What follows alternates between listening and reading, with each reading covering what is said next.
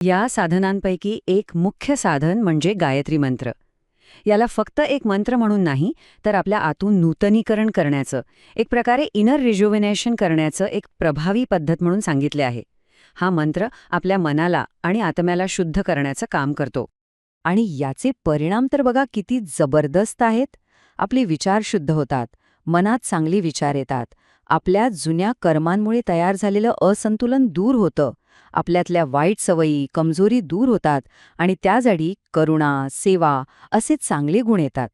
थोडक्यात काय, तर हा मंत्र आपल्याला एक उत्तम व्यक्ती बनण्यासाठी मदत करतो.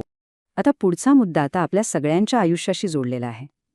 चूक चूक कोणाकडून होत नाही, पण ती सुधारायची कशी हा अतिशय महत्त्वाचा आणि व्यावहारिक प्रश्न इथे विचारला गेलाय. आणि यावर एक अतिशय स्पष्ट 4 पायऱ्यांचा मार्ग सांगितलाय. पहिलं, चूक मान्य करा. दुसरं, ती पुन्हा न करण्याचा पक्का निश्चय करा. तिसरं, कुणाला आपल्यामुळे त्रास झाला असेल तर त्यांची माफी मागा. आणि चौथं, आत्मचिंतन करा. बघा किती सोपी पण प्रभावी पद्धत आहे.